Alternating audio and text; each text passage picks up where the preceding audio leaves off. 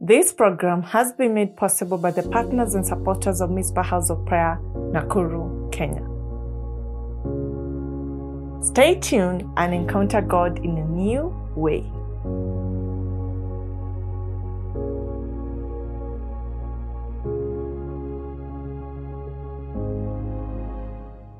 I want to talk about being a disciple that bears fruit. Na nataka tusome kutoka kitabu cha John,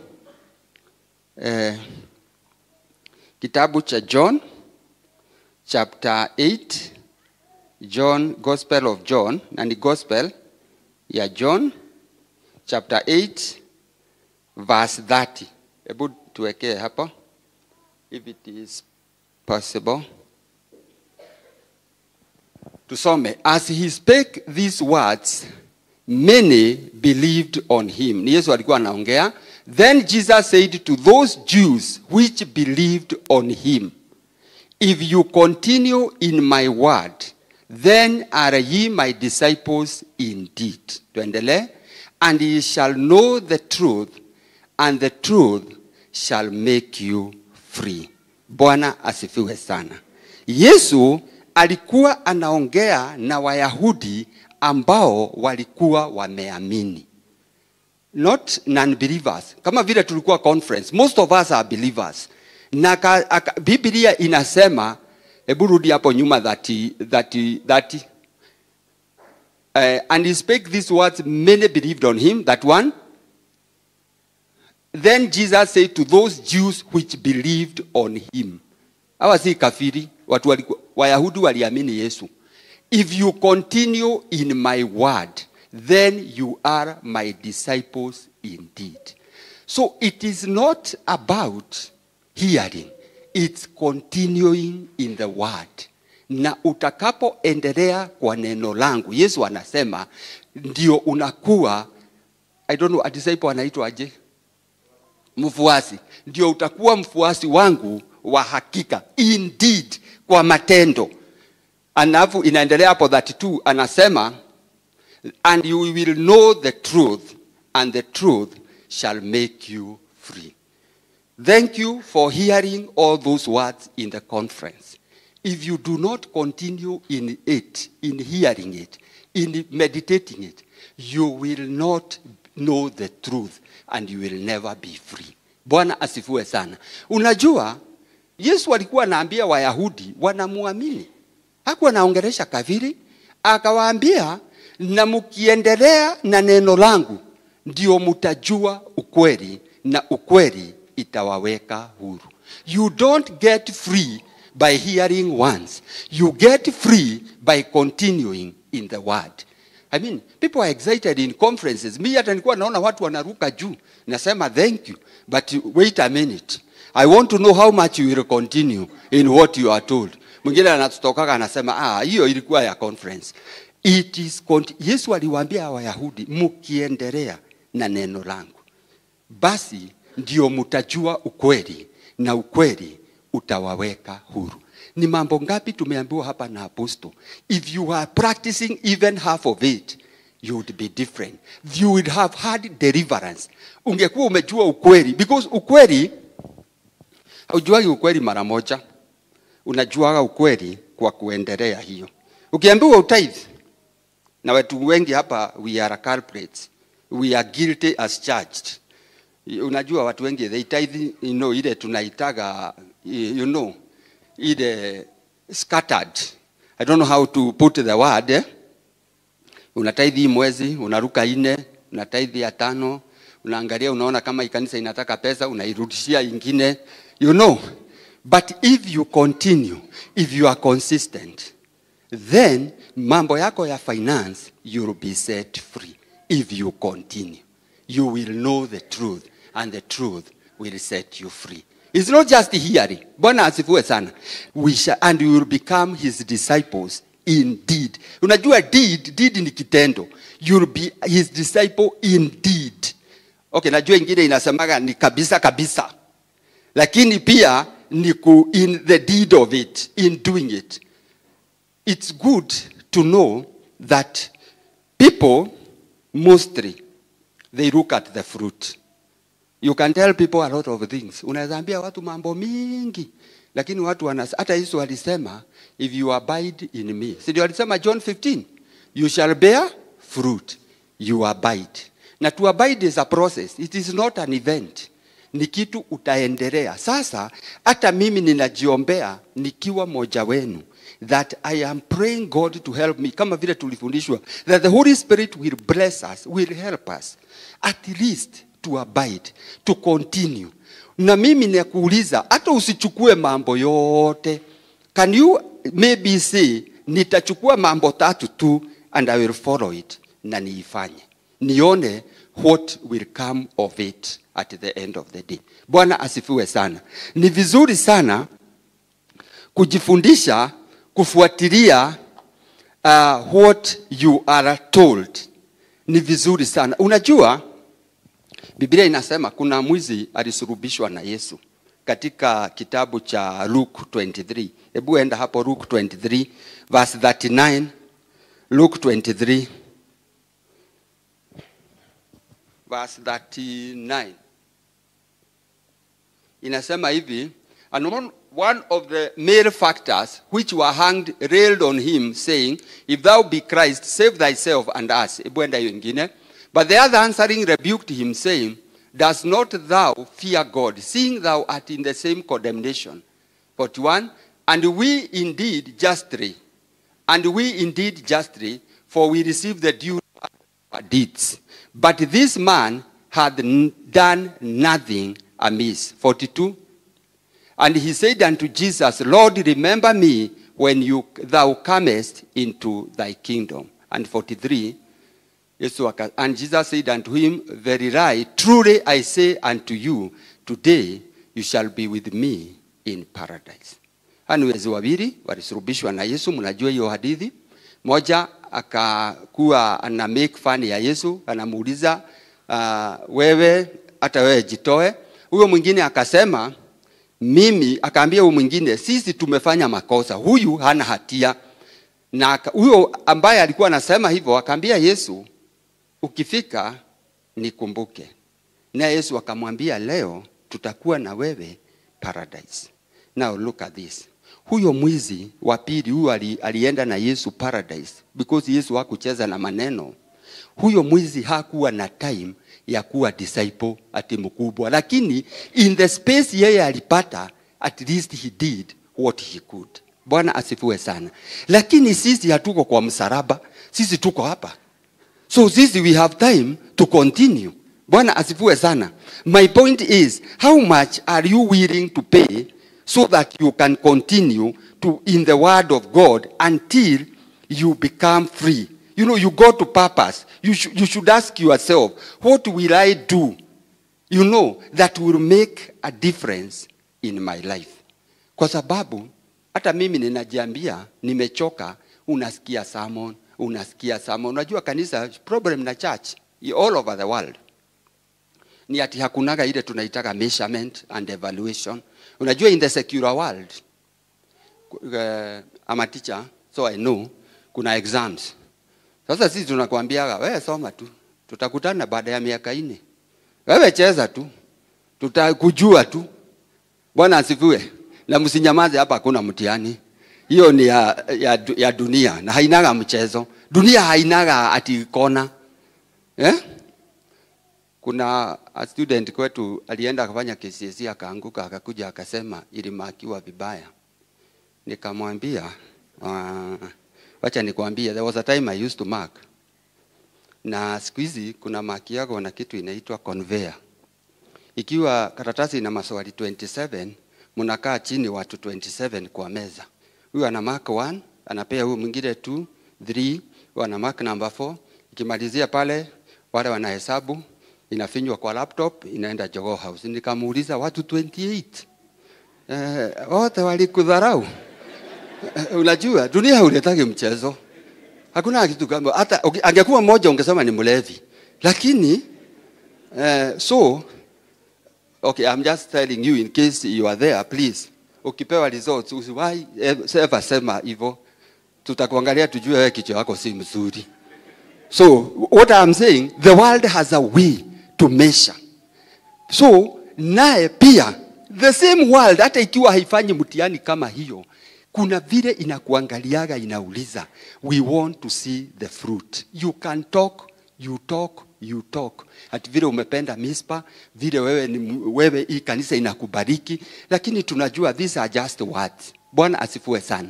We want to see the action. Bwana asifiwe sana. Tulikuwa na conference, tutauliza ulihubiriwa 1, 2, 3. Hata wale hawakuweko. You can go and get it in Facebook and or whatever, and in the YouTube. Unajiuliza, ni nini hii? Make a difference. Ni nini hii I can take away? Kama vile tumeulizwa hapa na dad, what is your take away? And let me tell you, your take away should be measurable. Bwana asifiwe sana. Semeni amen. It should be measurable. Sio kusema ati mimi nitakuwaga nikifikiria mambo ya Mungu. Unajua hiyo si measurable. It's not easy. Okay. Maybe it is finally. But it should be something we can, if you are meditating the word you are reading, tutaona even your behavior will change. Bwana asifiwe sana. I mean, hatuwezi kuwaga na conference kama hizi, alafu you are just as bitter as you were before. You don't talk to people. You insult watu. You are the same person. I mean, then why did you come? I mean, what was it for? If it cannot even change simple things in your life. Ati kuna watu hauongeagi nao na bado unaendelea hauongereshi. I mean, you wasted time, I can tell you, for free. And I wish you stayed at home, because it didn't really help you. You know, you must come up and say purposefully, I will change. If I have this person sikumuongeresha, ama kuna huyu, ama, you know, okay, I know it happens even if I have been running an affair with somebody or something like that, you need to stop. That is what we say is measurable. Bwana asifiwe sana. Ye kitu unaweza sema, nilikuwaga na urafiki na mtu na haikuwa good relation na niliacha. That is measurable. Nilikuwaga sitoagi fungu la 10, nilianza. That is measurable. Nilikuwaga siongeagi na watu fulani walinikosea na sijawahi wasamehea, niliwasamehea. That is measurable. So that we will continue in the word of God. We continue in that word that was preached to us. To make difference. Bwana asifiwe sana.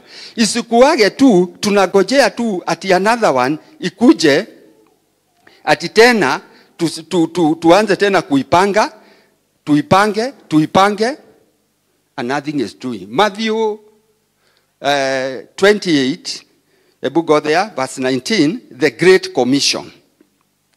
The Great Commission, Yesu alipotumana. Go ye therefore and teach all nations, baptizing them in the name of the Father and of the Son and of the Holy Spirit. Endelea. Teaching them to observe all things. How many things? All things. Whatsoever I have commanded you. And lo, I am with you always, even unto the end of the world. So, let's go back to your 28 verse nini hapo. Go ye therefore. Let me see. God 18 nione. And Jesus came and spake unto them, saying, all power is given unto me in heaven and in earth. Endelea. Go ye therefore, teach all nations, baptizing them in the name of the Father and of the Son and of the Holy Ghost. And teaching them to observe all things whatsoever I have commanded you. Yesu alisema wafundishwe mambo yote. Bwana asifiwe sana. It is the Great Commission. It is not to make converts. Okay, you need to start somewhere, but they were supposed to observe all things. Iyo mambo yote tulifundishwa. Yesu hata yeye alipotumana alisema, can you go and observe all things? Teach those people. It's not enough to have converts. Ni vizuri. Bwana asifiwe sana. Today I want to talk about continuing. Kuendelea, una persist na hiyo mambo umeambiwa. Katika hiyo kitabu nilikuwa nasoma ya John, tukienda chapter 8 verse 44, nimeruka nyingi.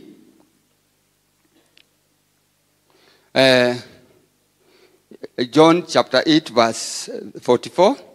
Hii conversation ilikuwa tu inaendelea na Yesu kutoka huko 32. Wanaagi na Wayahudi tu. ikafika pahali wale wakaambia Yesu, sisi ni watoto wa Abraham, we have never been in bondage. Yesu alipoambia you shall be free, waliambia Yesu, sisi we have always been free. We are not in bondage, sisi ni watoto wa Abraham. Hii conversation Yesu anaongea na hawa. Na ni wale Wayahudi wameamini. Please, usidhanie ni wengine walikuja. Sasa wamefikisha pahali Yesu anawaambia, you are of your father the devil, and the last of your father you will do. He was a murderer from the beginning, abode not in the truth, because there is no truth in him. When he spake a lie, he spake of his own. He is a liar and the father of it. Hebrews 45. And because I tell you the truth, you believe me not. Can you imagine?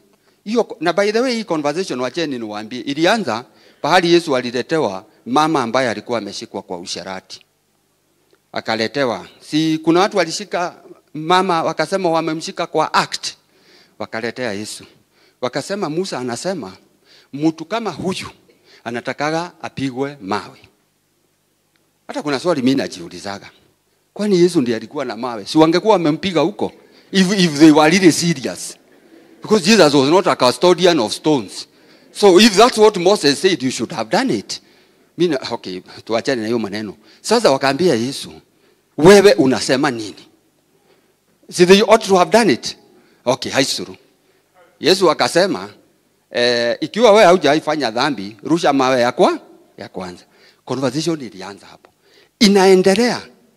Inaendelea. Ikafika pahali Yesu alipokuwa anaongea, wengine wakaamini Yesu. They believed him. Sasa kuendelea wanaendelea mpaka wanafikishana pahali Yesu anawaambia nyinyi ni watoto wa shetani. Unauliza na ilionekana kama ilikuwa inaendelea vizuri. Inaanza mpaka mnaambiwa if you continue you will know the truth will set you free. Mahubiri ilikuwa imeshika. Lakini ikimalizia unakuta maneno imekuwa very serious, and Jesus was not sparing words. Anamwambia you are of your father the devil. Nyinyi si watoto wa Abraham.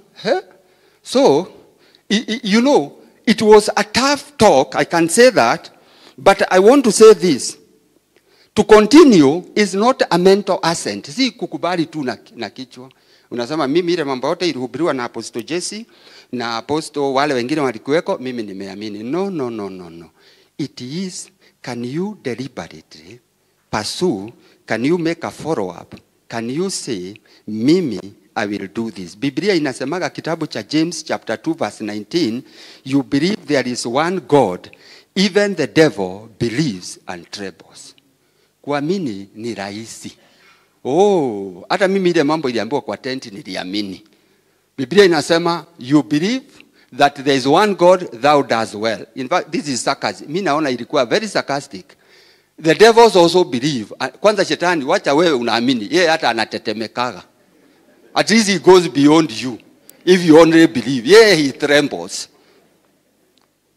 So, inaenda verse 20, inasema, but will thou know, O vain man, that faith without works is dead. Uliamini, una imani ya ile uliambiwa, where is the action?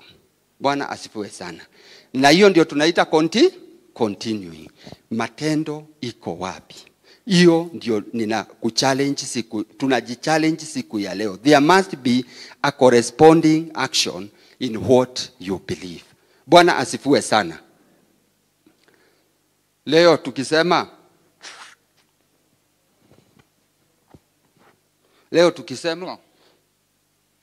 tunasemaga the faith that saves is alone. Ukihubiriwa na mtu uamini, that faith inakuwaga hivyo. If you believe in your heart and you confess with your mouth, you will be saved. That faith is alone. Inasimamanga hivyo tu.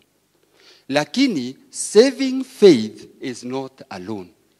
The faith that saves is alone, but saving faith is not alone. Tuseme for example, nikisema hii hall iko na moto, inawaka, inashika moto hapa, kumeanza kuungua.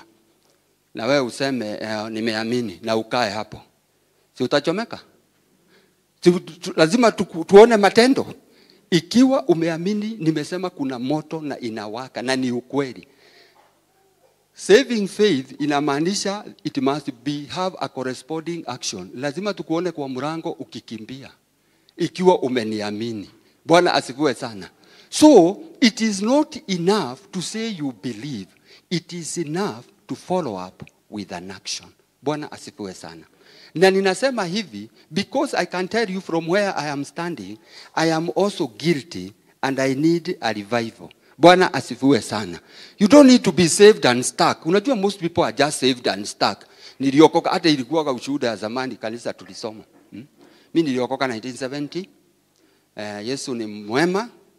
Nimekuwa hii miaka yote na Bwana. Na ukiona huyu mtu hakuna kitu unaona. I mean, he is saved and stuck. Aliokoka na akakwama. Please, we don't need to be like that. We need to be progressive. We need to have action that corresponds to what we are saying. Bwana asifiwe sana. You know, you don't need to be in that bondage. Na ndio ninasema ni lazima tukue watu ambao tunaonyesha ati hakika kabisa tunaamini vile tuliambiwa. Nisikia story case moja ya mtu anaitwa Mahatma Gandhi. I think some of you have ever heard of him. Alisema alipokuja Afrika, alikuja South Africa, akasoma kitabu ya New Testament. Ati aliposoma kitabu ya New Testament, alipoisoma akaamini. Na akaamini kabisa hiyo maneno imeambiwa. Ati akaenda kwa missionaries ambao walikuwa wazungu, American missionaries in South Africa, akawaambia yeye ameamini ile amesoma. Akaambiwa kwa sababu alikuwa ana skin si black kabisa lakini si white. Akafukuzwa. When Mahatma Gandhi went back to India, this is what he said. He said, I would have been a Christian if I had not met one. Ningekuwa Mkristo ingekuwa singekutana na moja. And when he went back to India, he turned 750 million Indians into Buddhism and Hinduism. Imagine all those people would have been Christian because Mahatma Gandhi was very influential. But when he read the New Testament and he went to American missionaries in South Africa, they chased him because of the color of his skin. And he later would tell a certain group of people that I would have been a Christian if I had not met one. Mtu anaweza kuja kwako aseme mimi ningekuwa Mkristo lakini isipokuwa ni vile nilikutana na nani nikaona wacha niachane na hiyo kanisa na hiyo mambo ya Ukristo. Bwana asifiwe sana. Don't be like those American missionaries who have become an obstacle to Christianity. Ama hakuna mtu anaweza kukuangalia atamani kuwa Mkristo kama Mahatma Gandhi alisema. Now imagine the damage he did in the body of Christ because he turned so many people into the wrong religion. I can say that. Mtu tu anakuangalia. Unajua unaweza kuwa pahali hata unakaaga na kuna watu ni wewe wanaangaliaga. Wanasema me I want to be like this person. Lakini na ujua anakuangalia na hakuambiagi. Anaona vile unaongeaga, unatusi watu vile unataka. Ikiwa una drive, ukipitwa na gari nyingine wrong, ile maneno unatoa, watu tu anakusikiza tu. Hasemi kitu. Sasa siku moja tunawaambia wakuje Mispa, wanakuambia haikweli. Nitabadilika ama nitakuwa kama wewe. Unajua na ukiona imefika hapo ujue there is something serious. If people don't want to come to church because of you, you should know you are not doing well. Bwana asifiwe sana. My prayer is we rise to a space ama a point ati ungetaka kuwa kama mtu fulani. Bwana asifiwe sana. We need to be generous. We need to be, I can say this from here. Apostle amenifundisha mambo mingi sana ya generosity. The way nasemaga hivi with humility. When there was a time I have been having health challenges, anakuja kwangu, the way he blesses me, the way he prays with, unaangalia unasema, na mimi hata zingine nasikia watu ni wagonjwa, even a call to make, wacha kwenda. I mean, you should be a good example such that people would like to emulate you. Watu wangetaka wakukopi. Bwana asifiwe sana. Na me I believe that is what we were being taught in that conference. Yani ubadilike. Sio kusikia uongeze note, uongeze ingine. Na mimi naambiaga hata Pastor Cindy hapa, unajua saa nyingine tunaandikaga note but question, do you read? Bwana hebu uliza jirani kama anasoma. No, hizo amekwambia aje? Anasoma? Na most likely asikudanganye. Wengine wanajua mimi saa nyingine naacha kitabu yangu hapa, kwa hivyo sitaki kuulizwa, at least niko mbali. Lakini hata wao wanabeba. Thank you for carrying, at least you are showing some faith. But question, tulikuwa na conference hapa, niseme kwa leaders na don't stone me. Tukaulizwa na apostle, the last time alikuwa anatufundisha leadership. Akatuza ile mara ya mwisho tuliongea juu ya nini? Hakuna mtu alikuwa anakumbuka. Leaders. Nilikuwako. Owino anajua hivyo. Sasa swali ni ukiandika wacha sasa mimi naongea juu ya kufuatilia. Ikiwa hata hausomi, utafuatilia nini? Kwa sababu inaonekana hata ukumbuki. What is this you are telling us you want to continue? Please, when you write, thank you for writing. At least that's the first step of faith. But the second step, do you read? Because kama hizo notes uliandika kwa under the tent pale. Mimi ningetaka, kuna watu walifunga kitabu leo ndio wameifungua. Haleluya. Na wakimaliza leo wafungue Sunday. Sasa it is good tunajifundisha. Ukiambiwa kitu na ilikuguza, can you go and check it? Uisome. Na useme na hii, this is my takeaway. I will become what I wrote. I mean, you are wasting ink and paper if you are only writing and you are not following. Bwana asifiwe sana. Usipoteze rangi na karatasi, na effort ya kumove mkono, na usomi. Please, let us be people who can be, who can make a difference. You don't become a Christian, by coming to church, any more than you don't become a car because you went to a garage. Or do you become a car? When you go to a garage, you are not a car. So even when you come to church, you don't necessarily become a Christian. You become a Christian by following Christ. Praise the name of the Lord. Yes. So can you have that Christ character? Paul aliambiaga Timothy, I think 1 Corinthians chapter 4, hebu nione, verse 15. Anamwambia, kama hii ilikuwa sonship, na nikumalizia na malizia,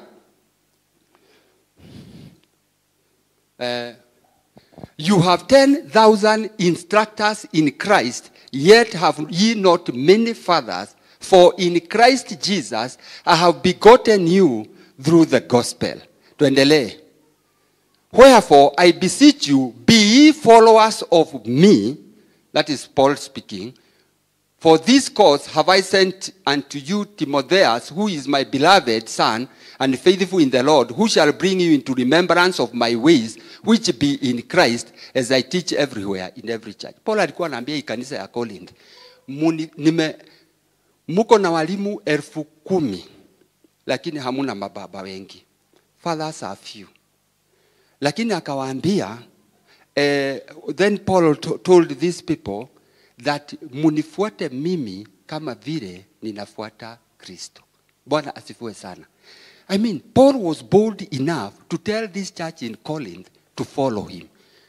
Swali, wewe unaweza ambia mtu uko nyumbani unakaaga akufuatage? Akukope tu photocopy hivyo huko. Mwingine anakuangalia anasema, "Guy, wewe nikikukope si, we will both in hell in the morning. Please, you need to change." Kuna mtu anakuangalia, hakuambii by the way. Lakini you'll go to hell in one basket, all of you. But so you need to have a character such, you should put yourself in a space where at least there is something people can glean from your life. Bwana asifiwe sana. Adu no mahore kiriyo muturire-ini waku moge, na at least ono ko maundu mothe ti megari. Heka undu kega hau. Unajua kupiga kiriyo? Okay, watu wengine hawajui. Greening sijui Kiswahili. Lakini kuna watu utaeleza jirani. At least hata ikiwa haujafika, hata ikiwa mambo yote si mzuri, at least kuna kitu tunaweza piga kiriyo. Tuge at least hau no tuoyeyo. No tuoyeyo. Na uguo. Kuri andu ona kiriyo matingihurwo. Hata kitu moja. You know, it's dangerous. You are insulting people. You are, you are annoyed. I mean, you have grudges. You are bitter. Mtu alikukosea zamani. You have never forgiven. Hata ukipita pali watu wanasikiaga hiyo hewa, huyo aondokewe. Na ukozagi kuja kanisa. Conference ikija ulikuja throughout, you are very faithful. Thank you very much. Question is, has it changed you? Ama are you ready to change? Bwana asifiwe sana. Tubadilike so that we can be a good testimony. Yes, we have our dad here, we have our mom here. Yani unakuta hata tukiambiwa mambo ya pesa, because that is where even me have a problem and I need to work on myself. Bwana asifiwe sana. Wajua wahubiri wanahubiri like they are speaking from a very elevated position, looking at people who need to repent. Please, I am not one. But I am saying, at least, mimi I say I copy our dad here. Generosity. Don't be mean. Ati hakuna mtu anaweza piga magoti. Unajua hii dunia, you must have somebody who can kneel down, ashukuru Mungu kwa sababu yako. Bwana asifiwe sana. Ulifanya kitu, anakukumbukaga, anafurahi. And that's what the Bible says about your father in the spirit, like our dad. He should not remember you with bitterness. Asikukumbukage na, kwa sababu Biblia inasema, because it's not profitable for you. Ati baba yako wa kiroho anakukumbuka, akisikia jina yako, anasikia it ruffles feathers in the spirit. Hafurahi. You should put yourself in a space where your spiritual father, when your name is mentioned, he rejoices in the spirit. Bwana asifiwe sana. Yes, and it goes with the generosity. You are so mean. Pesa yako ni yako, watoto wako, kila kitu. I mean, God, you will crash. Me, I've ever gone to funerals where somebody is dead, lying there anazikwa. Nobody is crying. Hata watoto unauliza, what is happening? Nasema he was profitable to nobody. Let him die. Bwana asifiwe sana. And it's not a good thing. Praise the name of the Lord. Nilikuwa napewa kasuri na my son. Wakati moja hata simu alikuwa anaambia mama yake. Hadi alikuwa anakaa nyumba zingine huko Ngara. Mzee mwenye hizo nyumba ni mzee rich. Kutoka huko Muranga, na watu wa Muranga msinipige na mawe, hata sisi ni huko. Sasa hiyo watu apartment wanakaa ati kabed sita kanalipwa 20k. Ni karibu university. Kwa hivyo mtu amekashon watoto wa university ya Nairobi kwa sababu it's very near. Sasa huyo mzee, the story is about huyo mzee. Hizo nyumba ni nyingi. My son alikuwa ananiambia there are about 85 rooms. Na nalipisha 20,000 kila room. Na hako na ine, sio hiyo moja. Sasa watoto, my son akiwa moja wao, ati wakitoka huko wakikishuka chini, walikuwa wanamwambia Gooks, wanamuita Guka. Ni mzee kabisa. Na hatokagi hapo, haendagi kanisa, hatokagi Monday to Sunday. Anaangalia na kuwaka ati na praba wake na mtu ya stima. Amewajiri permanent. Haendagi hata Muranga. Kaga hapo. Sasa watu walikuwa wanamwambia, Gooks, sasa uko na msichana tunaweza oa, at least to short circuit hii masomo imekuwa ngumu sana. Kwa sababu sasa walikuwa wanasomea hapo na masomo ilikuwa ngumu, na ni kweli ilikuwa ngumu. Sasa wanamwambia ukigua na msichana tuoe, si tunaweza short circuit tuache hii kungengana na hii vitabu, na ndio imekuwa kali. My point is, when that man, the young man was telling the mother, hata shilingi hivi, huo mzee hawezi toa. Alikuwa anakula githeri hapo, anavaa nginyera, na anakunywa maji hapo na jug. Pesa anaweka bank. Very hard. Mzee aligonjeka mara moja tu. Akisema akimbizwa, sasa si anakimbizwa na huyu praba na nani? Anasema mnipeleke Bagathi, si mambo ya Kakan, mimi sina hiyo pesa. So he died in Bagathi where he was being rushed to the hospital. So when he died, these young boys from the university are just following this story. They are finding it very interesting. This billionaire who is dead with all his money. Sasa, by the time he died, watoto wake, because they were so deprived of hiyo pesa, hawakuwa na access. I was told walikuja wakanunua plot McCarran, zimejengwa manyumba, wote wanaenda na Range Rover, na nyumba zingine wameuza, wameanza kung'eng'ana. Everything went into chaos because pesa yote ilikuwa yake yeye mwenyewe na kujenga nyumba ingine. Please, please, please. You need to go to church. You need to know God. You need to be a giver. Anaanza kwako. I mean, you need to be a blessing. Sasa, kijana wangu alikuwa anasema, Guy, I wish ningepata pesa kama hiyo. Guy, muho mzee. Hai, alikuwa na pesa. Na anakaa na nginyera. Okay, sema githeri ni mbaya. Lakini, he is eating it out of a poverty mentality. That he asiishiwe na pesa. I mean, it's dangerous. You don't find yourself in such a space if you are a Christian. You should be generous. You would have blessed so many people. Sisemi hawa wakora walikuwa wanamwambia kama ana wasichana. Hapana, siongee juu ya watu kama hawa. Naongee at least he should have blessed. You know, as a Christian, put yourself in a space where you are a blessing to people. Bwana asifiwe sana. Si ukue baraka kwa watu. Si ukue mtu, at least watu wakikuona, wanasema tunashukuru Mungu. Paul alikuwa anawaambia, na nimetuma Timothy, my faithful servant, awaelezee mambo yangu. Na wewe sisi kama wana, tukue faithful kama Timothy. Bwana asifiwe sana. At least, but as I conclude, I want to say this. Watu wa Mungu, nikiwa moja wao. Can we look for a takeaway? What is this one thing tutakujua ama utaanza kufanya leo ambaye haukuwa unafanya? Bwana asifiwe sana.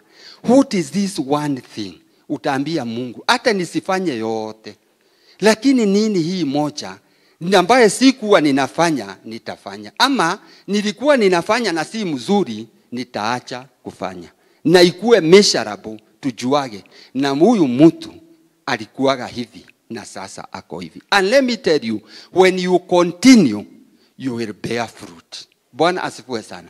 Na tutaona matunda, na tutakuuliza ni nini hii ulifanya. Bwana asifiwe sana. Yes, things don't just happen. You go to be consistent. You go to do something, and not one day event. It's a process. Na si kuanza leo ati useme nitakuja maombi hapa Mispa, at least nitafastigi one day in a week. That's a good place to start. At least I'll be a giver. Nitatoaga tithe yangu consistent. At least one thing.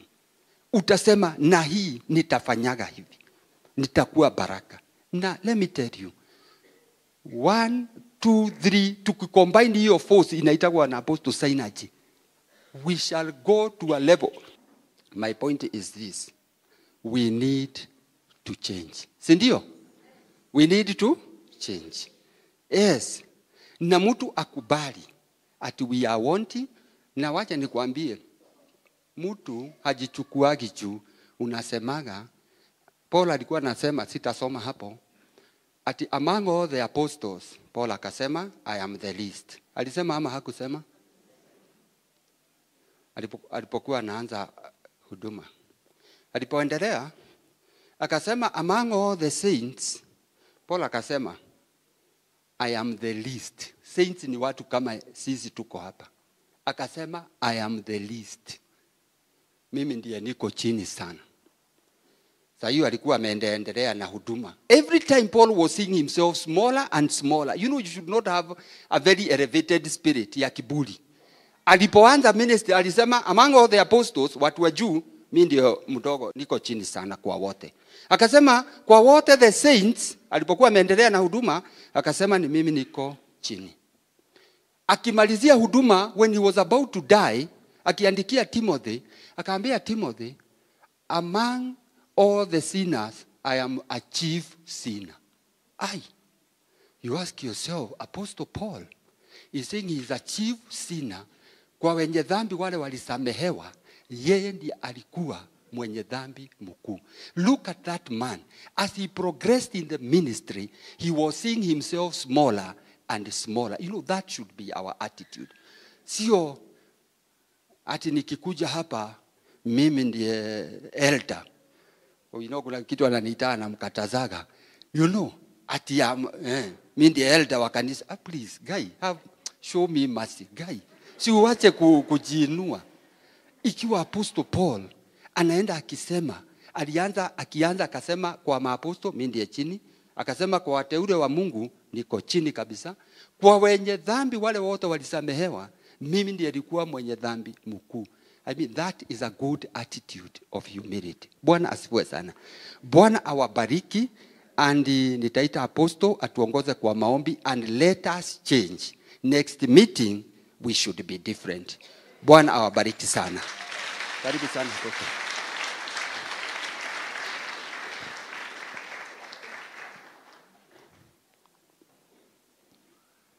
Simame tu sisi wote tuseme ya kwamba tumesema ni asanti Mungu, lakini sasa tunataka kusema Bwana atusaidie ili ya kwamba tuweze kuinuka na kufikisha kiwango kile Mungu anachohitaji tuwe, katika jina la Yesu. Katika maneno yameongelewa, please unapahali umejipata. Mimi nimejipata mahali ya kwamba hakuna kitu tumefanya, tunataka kufanya mengine makubwa. Naomba Bwana anipe another opportunity katika jina la Yesu. Naomba Bwana nipe miaka mingine mingi niweze kuprove kule ambako sikuweza kuprove miaka iliyopita. Mungu anisaidie kusahau, lakini pale imebakia Mungu aweze kutusaidia katika jina la Yesu. Tunaomba Mungu atupe opportunity nyingi za kuhudumia watu wa Mungu katika jina la Yesu. Atupe opportunity nyingi za kutoa, atupe opportunity nyingi za kuja mbele zake katika jina la Yesu. In the name of Jesus. Jiombee wewe mwenyewe ndugu, jiombee wewe mwenyewe dada, mwambie Bwana katika jina la Yesu, unipe opportunity nyingi zaidi katika jina la Yesu, za kutenda mambo mema, ya kutenda mambo mema, ya kutenda mambo mema, kama Yakobo anavyosema ya kwamba matendo, imani bila matendo imekufa. Leo nataka imani yangu ionekane kwa matendo. In the name of Jesus. Kumbe matendo yanazaa imani. Leo tunaomba katika jina la Yesu tuwe watu wa matendo ili imani yetu iweze kufanya kazi. In the mighty name of Jesus. Tuwe watu wa matendo ili imani yetu iweze kufanya kazi. Wacha ujiombee wewe mwenyewe, omba katika jina la Yesu. Tuwe watu wa matendo. Mispa, tuwe watu wa matendo in the name of Jesus. Sasa tunaomba Mungu tuwe kama Paulo. Yale yamepita ni kama takataka, lakini tunazingatia yaliyo mbele yetu. Tunazingatia yaliyo mbele yetu. Oh Bwana, fungua more opportunities za kutenda in the name of Jesus. Ndio ombi lingine. Tuombe hivyo, Bwana atupe more opportunities za kutenda. Atupe more opportunities za kutenda mengi mazuri. Kama tuliwachwa nyuma, kama tulianguka, kama tukufikisha the mark, Bwana atusamehe. Lakini atupe opportunity ya kutenda. Tutatenda, tutajionyeshana, tutafanya vile anataka in the name of Jesus. Mispa patakuwa ni mlima wa watu kukimbilia. Utakuwa ni mlima wa kusaidia watu. Utakuwa ni mlima wa watu kukutana na Mungu in the name of Jesus. Utakuwa ni mlima wa ushindi, sababu tutaomba, tutautumikia in the mighty name of Jesus. Kwa mili yetu na kazi na pesa zetu tutatumikia makusudi ya Mungu katika mlima huu in the name of Jesus. In the name of Jesus. Tuombe Bwana atupanulie hozi Mispa, atuletee watu wengi Mispa, tuwatumikie. We shall do better. We shall raise money more. We shall give our money more. We shall give it in the name of Jesus. In the name of Jesus. In the name of Jesus. In the name of Jesus. Katika jina la Yesu. We give you praise, we give you honor, Lord. We glorify your holy name. Tunakuinua Bwana, tunakuinua Roho wa Bwana in Jesus name.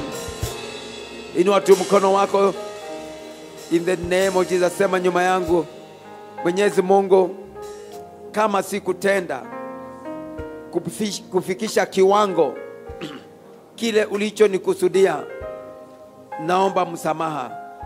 Naomba unifungulie more opportunities, nitende zaidi katika jina la Yesu. Leo ninaomba nisi miss out opportunity ya kutenda mazuri katika jina la Yesu. In the name of Jesus. in the name of Jesus. Thank you for watching this program. We believe this prophetic message has transformed your life.